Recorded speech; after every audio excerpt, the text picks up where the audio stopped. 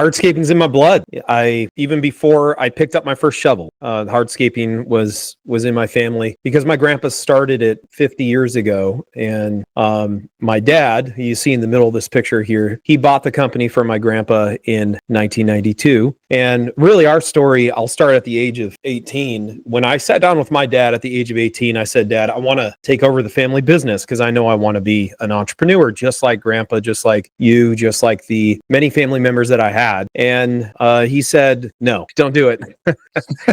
And I was a little confused. I thought, well, isn't that the path? That's the proud path of entrepreneurship. He said, no, go to college. So I went to college and got out of college in 2008. And when we got out of college, both my brother and I, he's on the left in that picture, we thought we'd have a job. We thought we'd be helping my dad take over that business. And what happened was that the economy crashed. And as we all know, as hardscapers, that just really did a number on our businesses. And so our family business that had supported us, that had sent us to college, everything, it went from hero to zero. So we were stuck and we didn't know what to do. I was engaged to be married, so I needed to do something. And we decided that, well, you don't have a business unless you have leads. So I guess we got to fix that problem. So we called all of our lead providers, things like Angie's List, Home Advisor. At the time, they were called Yellow Pages, but today they've changed their name to Haibu. And we said, hey, let's talk. We're paying you guys thousands of dollars a month, but we're not getting any jobs. And our contractors aren't giving us any work. In fact, not only were our contractors not giving us work, but they weren't paying us for work because, as we know, contractors don't pay at the same time as residentials.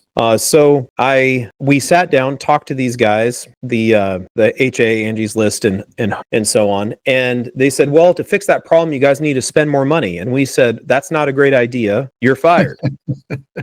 So we fired everybody. And we didn't know what we were doing. We had no clue. And then we asked them for our website, and Yellow Pages said, well, you don't own your website. We said, what? We don't own our website. We've been paying you guys for years for that thing. And they said, nope, you don't own your website. You don't own your domain. If you want it, you'll have to pay us thousands of dollars. And we didn't have any money. So we said, well, I guess we're not going to pay you for it. So we had to figure out how to build a website. And we had no clue how to do that. We didn't have any experience. But, blue blood runs through us, and working hard isn't scary. And we weren't scared of that. And so we just worked hard. We worked at night. We worked over the weekends. We figured out how to build a website. And after we built that website and got it in place, we had to run traffic to it. And so we didn't have any money. We couldn't do ads, pay-per-click ads, or anything. And so the only thing that we had was this thing that we were starting to learn about called search engine optimization. So we started doing that. And it wasn't but a few weeks later, my dad calls us and says, hey, what are you guys doing? I'm getting calls from